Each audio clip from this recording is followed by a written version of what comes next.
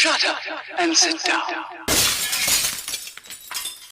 Hello gang, Colin here, Festa67's workshop. Welcome to part 13 of the Deagostini 1/4 scale Valentino Rossi bike. Yes, it's that time. So we're going to start by putting on the front caliper hoses and the pipe work and all of that lot. Just by dropping that on the bracket and then work your way up the fork. And we'll plug that in like so. Like that, and get that in there. And there should be probably one more episode of this build coming up, folks. So we'll see how we get on today with this one. Ideally, I can get the rear swing arm and all of that lot on by the end of this episode. But these are a tight little fit, these pipes, so you might have to enlarge a couple of the holes to get them to fit. But this is where your super glue will come in handy as well, because they are a bit fragile, so bear that in mind as you're handling these. You might also find that you need to loosen off a couple of the Allen bolts for some of the carbon fibre bits, just so that you can clip the pipes in rather than strain the brackets. So bear that in mind when you assemble this, peeps. But again, if one does crack, it's no hardship. Sorry for the gratuitous headshot there. So we'll use the tweezers of tweezerness just to pop that in there. Like that. I'll work that way in. But I was lucky enough to get the last lot of this part work all sent over in one hit. So there was a delay between episodes, but now we're pretty much caught up with all the packs. I've got enough now to take me through to the end of the build. So we're condensing a lot of the episodes down. But yeah, this is a fiddly stage, this one, but bear with it, it will go in, folks. So once we get it in there, we can then feed it up the fork leg into the side of where the dashboard is and the instrument panel where we can plug the cable in on the side. You'll see at the top of the screen where the fork ends, there's loads of little plugs on the side. A little plug in one of those, and it tells you this in the instructions that you can download, folks. So you just feed the pipe up and then plug it in where it needs to go. So we'll do that, get that started. Just quickly find the end of that pipe and work that way up through. And I've got my instructions on the other monitor just to my left, so I can see what I'm doing and where things go. So just a matter of deftly feeding that up through. There's plenty left on there for it to fit, and then you'll see the appropriate lug that it goes on, and just put a little drop of super glue on. I should have trimmed my nozzle down a little bit, I forgot on this one, so it's a little bit cumbersome. Normally I cut these down, but for some reason, yeah. So we'll just put a little dob on there, and then we can pop that pipe on. And that's the really extra thin super glue, this stuff that I'm using, so that's why I have the nozzles on there to slow it down a little bit. And it just lets you put a tiny little drop on, like so. And there's the first pipe on. Right, that's it, all done. See you on the next episode. Yeah, joking. We've now got the union section of the brake pipes here. And now these all go on a certain way, so double check your instructions to make sure you're orientating these in the correct way, folks. So it's quite specific, and again, when it comes to attaching the first pipe, check and double check to make sure you're putting them on before you glue them in place, because otherwise, yeah, you could end up a bit disappointed. Luckily for me, I've got the thing on the side there so I can double check it all. But yeah, I start off with I think it was the 45mm tube that I started off with.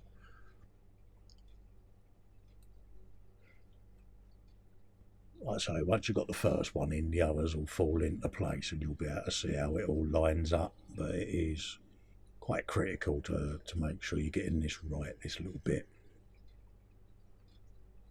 So yeah, I did check and double check on this one just to make sure.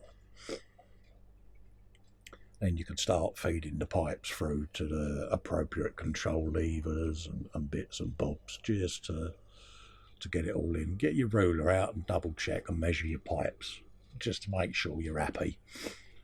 Always handy to have a steel ruler laying around. And like I say, you can feed that on down then quite happily, knowing that you've got the right tube there.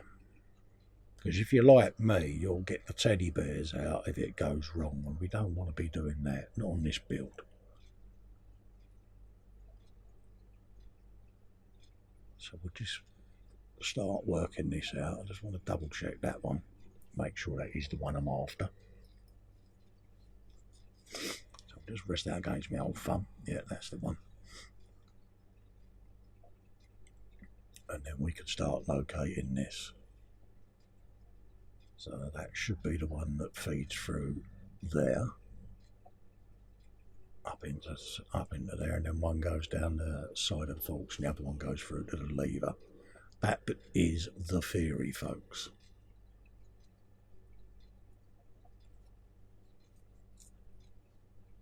So it's getting a little bit heavy at this stage as well. So if you've got a large piece of packing foam or polystyrene or something that you can throw on the bench just to lean the bike against, you might find that easier for you. So because obviously I'm filming, I haven't got that luxury of having that sort of thing on the bench at the moment. But normally with something like this, I would have a nice big soft bit of foam or a cushion off the settee, anything like that, just to lay it on, just so that you can tilt it at various angles and not put pressure on parts. So if you're doing this at home and you're not filming it, yeah, that will be your solution, folks. Nice cushion. So that's that glued in. I'm just letting the super glue go off a little bit, just so it don't pop straight off.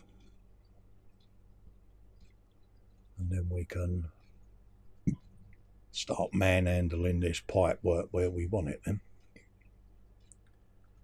So we can feed these through, and they're quite specific how they go, folks. So a little bit of judicious welly is required, I think.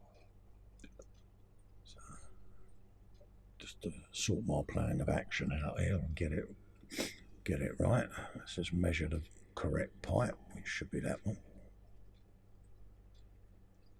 And then that one should then go out the way. So I just want to try and do this without dropping it. So I'll just feed that one up and through there. Let that plop out the other side. Just turn it around to make sure it's going where we want. Just grab a pair of tweezers of grippiness.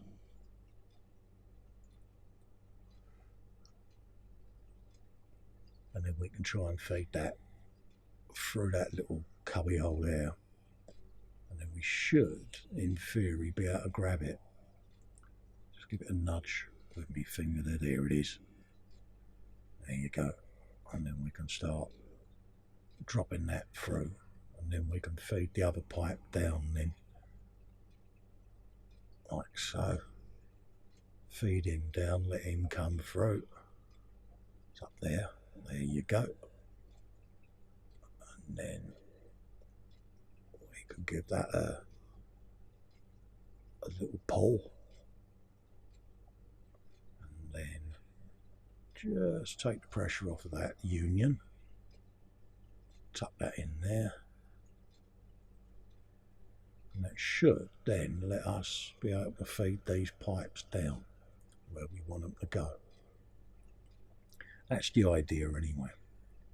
Just want to see what that's caught on, because it's gone behind one of the pipes and I wanted it to go in front of it. So let's just nudge that back out a sec and get that the other side of that pipe, because it's knocking it all out askew. There you go. And then that should then tuck that one right down. That's the theory. Because what you want to happen is when you pull that pipe, you want that union just to drop down out the way into that little cutout. So it should then just plink in there out the way. Like that. Very complex machinery. There's a book out, I think it's Neil Spaulding wrote it, and it's his MotoGP tech or MotoGP engineering book, and it is a thoroughly good read. Nice big old tabletop book of all the bits and bobs on the bikes. And yeah, if you're doing one of these, especially something this size, it is the type of book to grab. And yeah, so if you get a chance to get a copy, I'd grab it. It really is one of those, especially if bikes and bike racing is your thing. It is the ultimate rivet counters book. It really is, because you can sit there and really get into the machinery and all the thinking and engineering behind it. And it is a masterpiece of engineering, these bikes. They really are.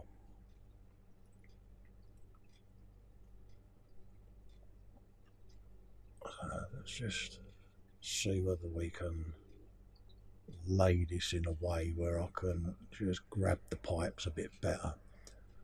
Things will be a lot easier once I get the rear wheel on, because I'll be able to quickly build the paddock stand and be able to then stand the bike up and move it around a bit easier. So just put a dab of super glue on the end of there, and we can start putting these pipes on, I think, just so that they're done and dusted. And it is a simple glue, pop the pipe on, job done. As every time I'm looking at this, even as I'm filming it, every time I'm just seeing another detail that is beginning to come out of it. And yeah, it really is an enjoyable project. So pleased that we finally got the bits and bobs organised on this one, because it was about a year delay due to the pandemic. And yeah, it's nice to be able to get back into doing this. So we just quickly put all these connections on and start getting all the gubbins around the front end sorted out, because next up we'll probably do the rear section. We've done the sprocket and the wheel and tyre, so yeah, we should be able to start getting some bits and bobs to do with the rear on in place. So we'll have a looky look at that in a bit, but we'll just get these tubes of goodness sorted out. I just want to make sure that as I'm gluing them on, because I'm using super glue, I'm just triple checking almost to make sure all my pipes and connections are going in the right place, because once they're on, they're on. And you know, if you've super glued them, you'll have to cut them and shorten them and faff around. So time spent at this stage is time well spent. And they're deliberately long, these pipes, because obviously with the forks moving up and down, you know, they do shorten and lengthen, so to speak. So they are deliberately saggy, so bear that in mind. So we can spin this round now and basically repeat what we've just done, but on this side now. That old steering damper looks nice, doesn't it? Yeah. Say, it's just seeing all the little bits and bobs, all the little valves and connections and sensors all taking shape. And it's almost a shame, because once the fairings go on, a lot of that on the side of the engine and that you're not gonna see, and it is a shame, but dare I say it, you know, that's, you know, you're getting the hyper detail. As modelers, we know it's there. Part of me thinks, should I have displayed it with one of the fairings off and things, but yeah, I'm kind of glad that I'm going to put the fairings on in a way. If I need to have a looky-loo, I can always undo the screws, can't I? So just rest that there in the hope it don't fall over. And we can start putting the rear brake together. And it'll be the two caliper halves, the tube, the bracket, that sort of thing. So I'll get this all put together, and then we'll be able to hang this in the swing arm and start getting the rear section started on it. So it's a tight old fit. And I always dry fit everything, and if it looks like it's going to stay, then I keep it dry fitted. If not, I'll just put a dab of glue in there. We'll see how it stays together. Put a dab on this though, on the peg of the union, because they are a bit of a loose fit then. We don't want that pinging out where it's pushed into the pipe, so I'll give that a welly like so in there, and then we'll make sure we're putting that in the brake caliper the right way round. It should only go in one way, but it's worth checking. And then we can put that in on the caliper.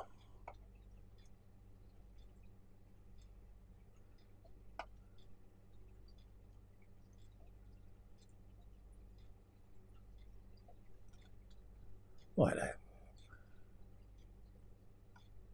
Easily done. So we'll let that dry.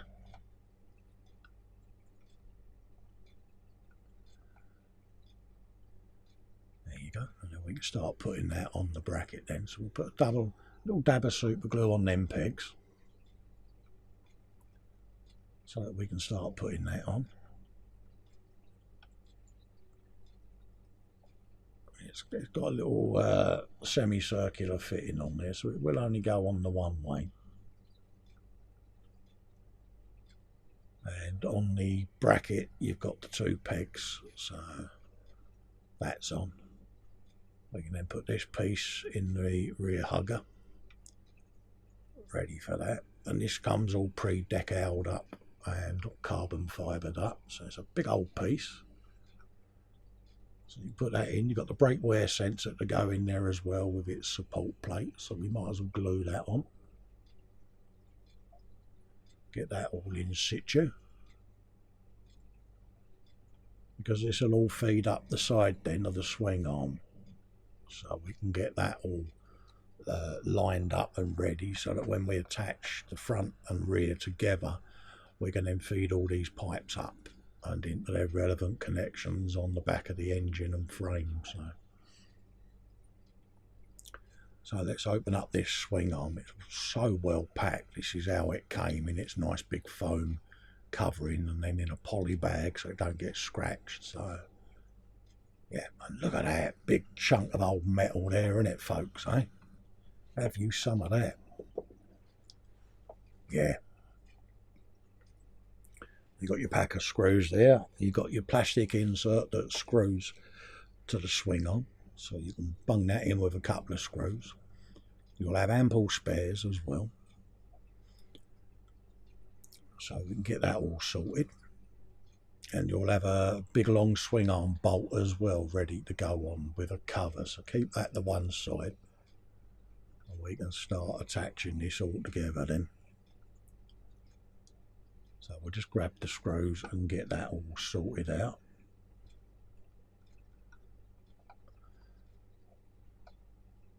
Simple press fit there, and then put the screws in just to screw it in place.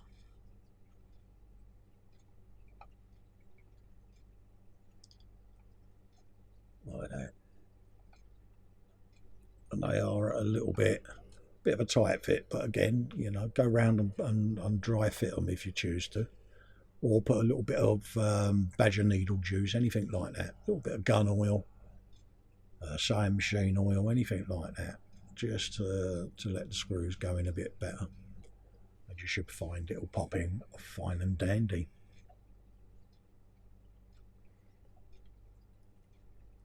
And then nip them up nicely so that it don't rattle about, because again, once the swing arm's on, it's on there. Look at that. Holy moly. Yeah. Unbelievable.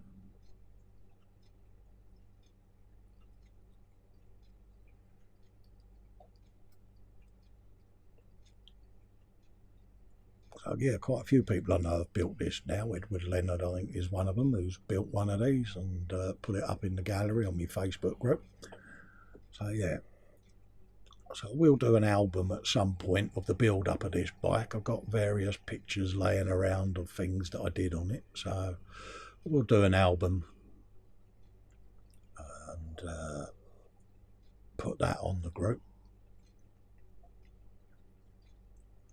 But for a while it will sit on display in the cabinet, and then I will dig it out again in the future and come back, and I'll probably put a soundboard in there somewhere on a base or whatever. I might make a nice plinth for it. So it is something I will revisit. So that's on there like so. Simple press fit onto the die cast pins. And then we get the old big spanner out, and I think we can fit the rear wheel then. Dun dun dun dun dun dun. Yes, folks. Let's grab the rear wheel and have a looky look at that. Have you a bit of him, eh? It's a fair old beastie, isn't it? Hey, it's coming together. It's definitely coming together. I've been around and sanded the tyre a bit as well, just to knock the shininess off of it, so it looks like it's done a couple of turns at least. So you put the old nut on the end of there, and it comes with a nice socket tool so that you can nip the rear wheel up. So we can just spin that round like that, have you a bit of him. And again, like so. Look at the size of that. It's insane, isn't it? Yeah, we've got the chain now. Look at that. And it comes like this with a little packet. You've got your link and your link clip in there. So that's the chain ready to go. So we'll be putting that on once we've got the rear end on. So just keep it to one side on your bench. Grab your hugger and put that on and screw that in. And then, like I say, the chain will go on once you've got your swing arm on and your sprocket. And it is a bit cumbersome, the chain, so bear that in mind, folks. So there is a little deft way I did it. So yeah. I'll just start by getting these screws in there. I so want to do the motorbike noises, but yeah, we're not ready yet.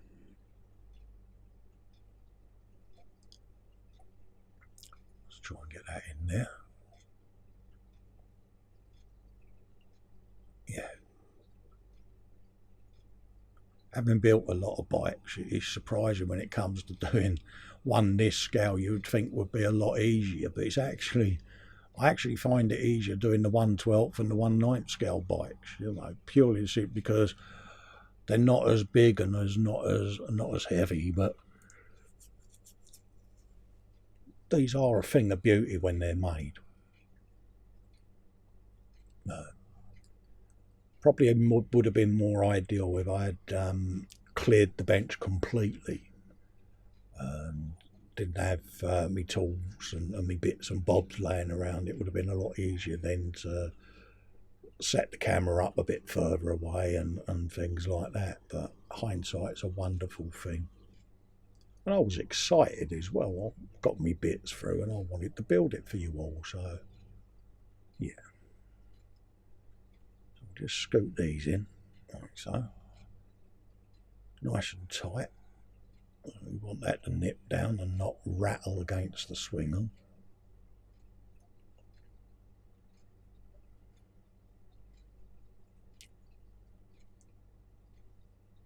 Like that.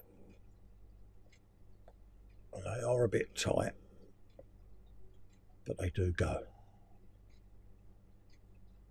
I've just got to nip that one down there. Now, just to pull that front to back down off the mudguard, like that. There you go.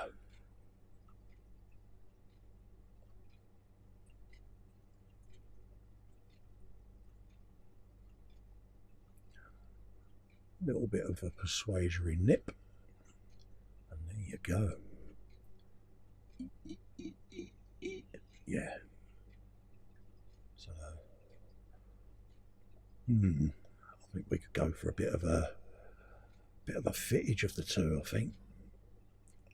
Yeah. Got to have the marriage, ain't we? Got to have the marriage now. Need to figure out how I can film this, because the bike's pretty much going to hang right off the bench, so I might be able to keep it at this angle. You might not be able to see the whole length of the bike at first, but apologies, but she is a bit big. So let's just try and have a think here. I might have a move of my camera and see what we can do. First things first, let's put that cap in there, get that out of the way and done. Like that. There you go. Should just pop straight in there then. Yeah, you will go in. Resistance is futile. Right. Let's just pop that slight angle there and see whether we could get this bad boy in. Let's just try and put that in a bit straighter, Cole. That would help, wouldn't it, mate? There's only a little standard nut there, and this is just a little cover that sits on it just to dress the frame up a little bit better. There you go. That's looking much more smarter now. I'll just put a little dab of super glue on the edge there and let that soak in, and that will pull that and glue that in place then, just like that. Right, that's now, sorry for the shot of my top of my head there. Let's have a looky around there just to see what we can do. Right, you can go there. Let's just pop that band off of that spring now, because the swing arm's going to go in, so we kind of want to stand that up a tad, and then we'll be out, should be able to then see where this bolt goes through. So let's go for it. Let's see what we can do. Just loosen that a tad like that, just to take a little bit of tension out of there, and that should then let me move things around in there a little bit easier, because I tightened everything up whilst I was moving it because it kept flipping about, so we don't want to do that, do we?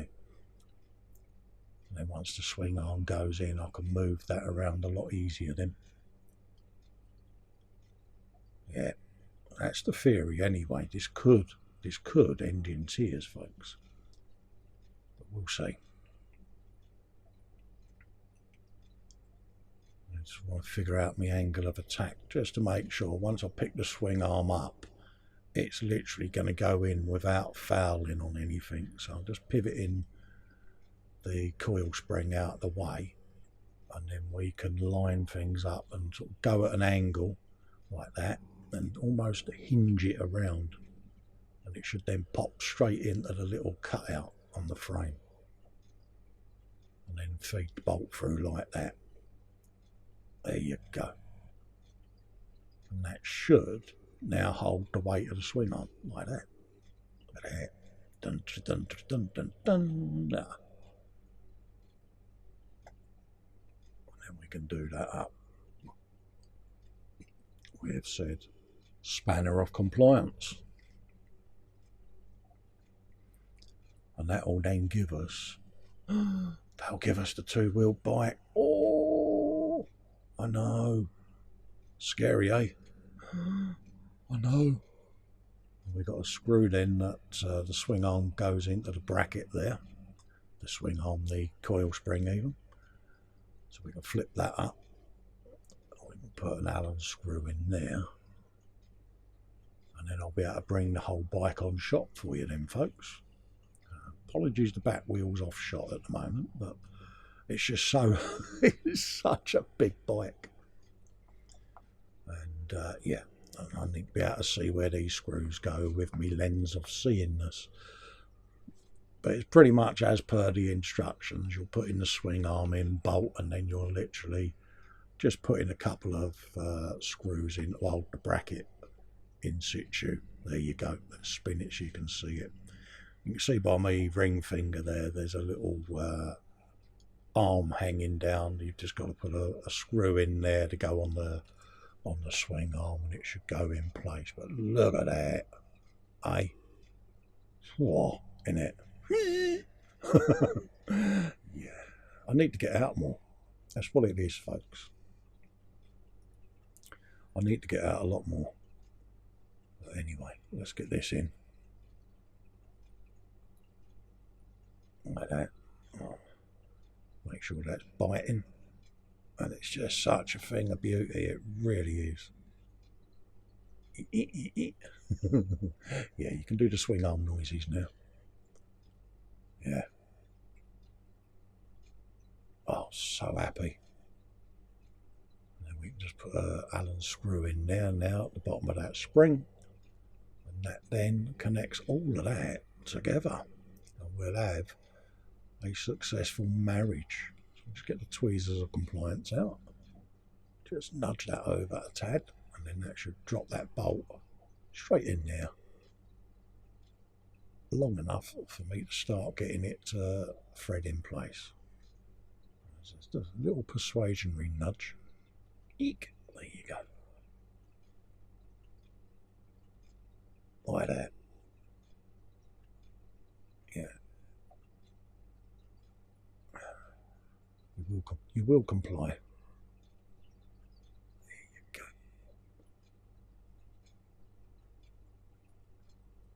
Oh, the concentration.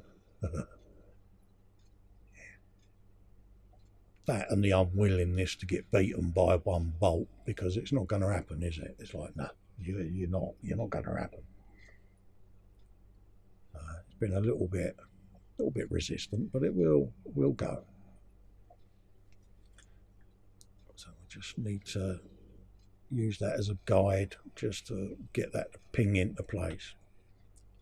Because it's a spring at the end of the day, so it is under tension, so it will keep trying to move out of the way. So, but it's the order that they say to do it in. So part of me was inclined to do this connection first and then pop the swing arm in, but it just wasn't long enough to hinge it that way. So, but it will go.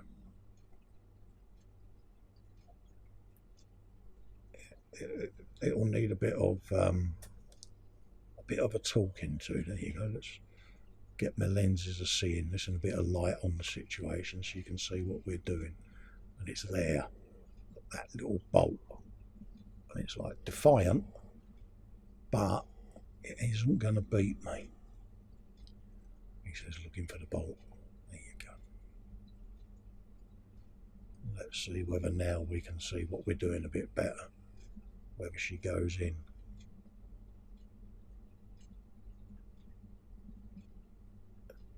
I think that's bit that time.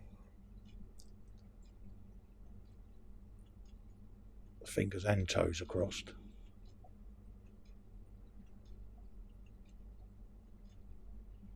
Yeah, that's a bit better. There you go. Get in there. Phew, we got there in the end, folks. Okay, let's just see that not everything goes smoothly in the workshop. You can get stubborn parts. It happens to us all, but persevere and it will fit. It will go. But look at that. Oh, in it, eh? Yeah, that's compressing up and down as it should, like that. Nice one. So yeah, that's what we want. So I can now go around and quickly nip up those last bracket bolts. And that is said swing arm attached. Look at that size of it.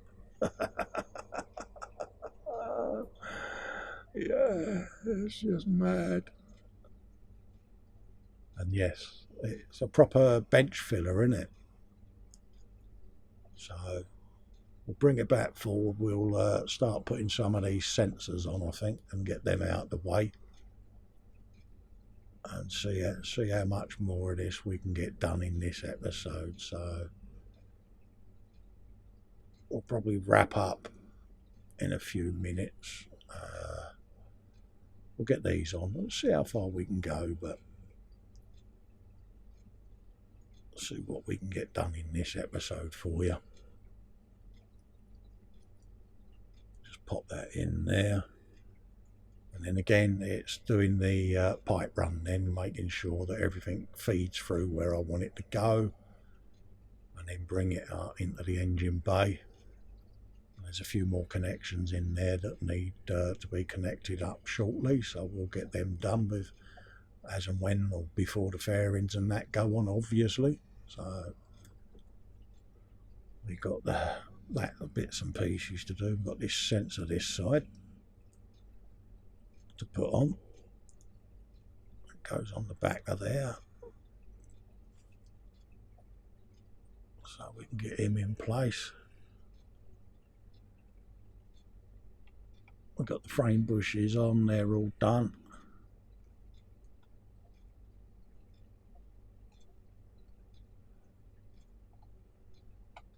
Like so. And that sprocket then is not in any way going to impede that. We can now put that tube on the back of there, probably put a bit of super glue on there.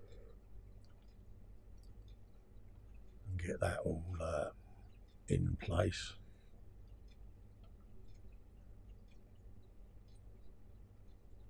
Make sure that does exactly what we want.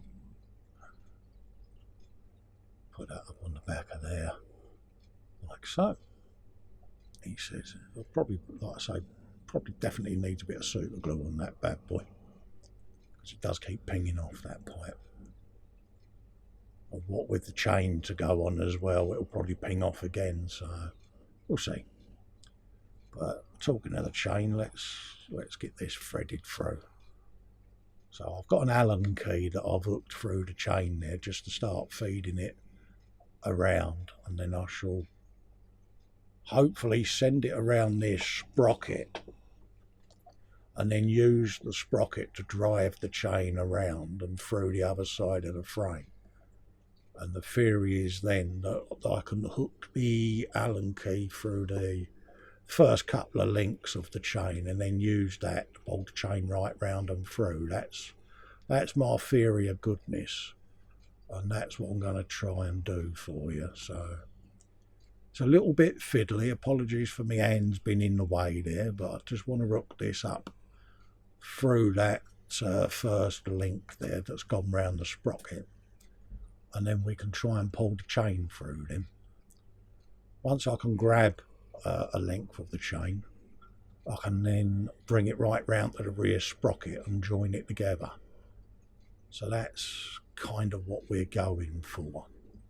Hopefully it works. I can't see why not, but we'll have a go. So it seems to be on the teeth of the sprocket there.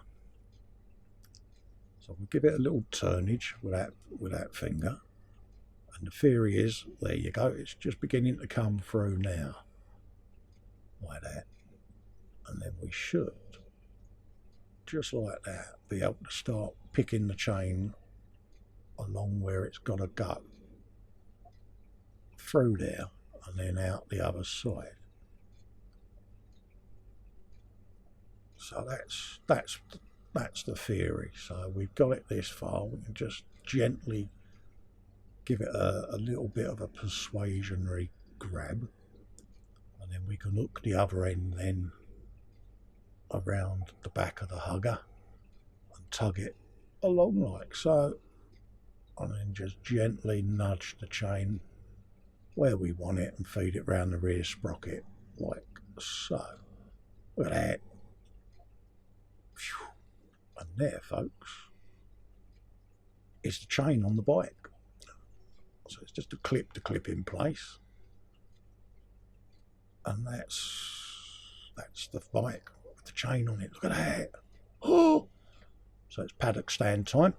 This comes pretty much as is. It's just a matter of popping the wheels on then, folks, and then we'll be able to hook this under the swing arm on the bike, and it's going to be a lot easier then to manoeuvre the bike around. And these wheels are just a male and female press fit straight through the ring holes on the paddock stand there. Press them into place and Bob's your uncle. But on mine I've put a dab of super glue in because, yeah, just in case they do decide to give out, you're not going to have the bike tumbling to the ground. And this bike's going to go in the lounge in one of the glass cabinets on the wall. I've got a wall-to-wall row of cabinets, floor standing cabinets in the lounge, and this is where this bike will live, in the MotoGP cabinet. So yeah, and this looks right up underneath the hooks on the swing arm there,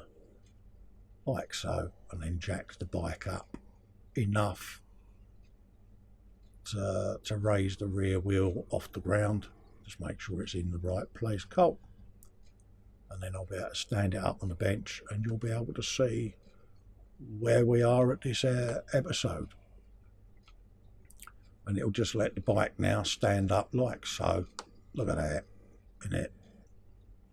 Absolute thing of beauty, that is. I'm well happy with that. Look at that.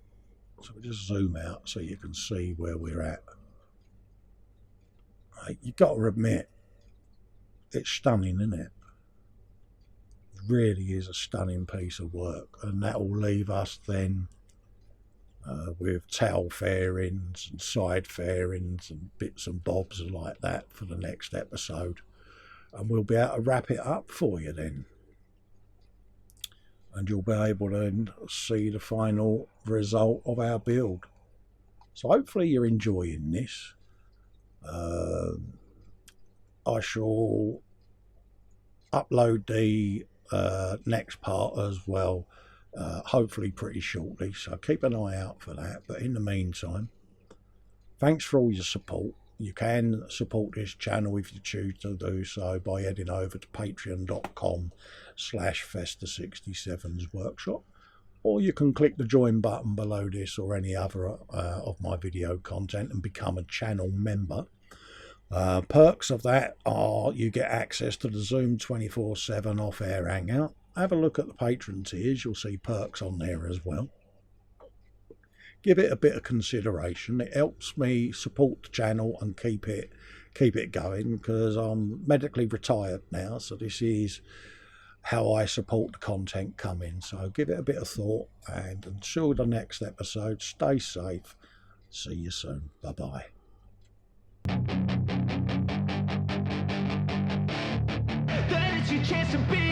Hey kid, don't ever let them get inside your head. They'll tell you what to do in life instead of everything you know that you could get.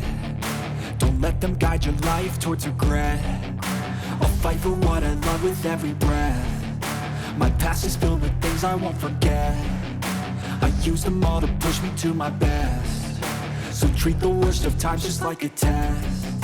If only I could go back in time, I'd tell myself that everything will end up alright. Just push yourself, test yourself, figure out what you like, and find your limits, don't be rigid, always work towards a prime. Surround yourself with open minds, people can change your life. A few friends with intent can help you feel alive. Find a passion, take some action, and with a little time, just be patient, make a statement, try to enjoy your life. They'll try to kick you while you're down,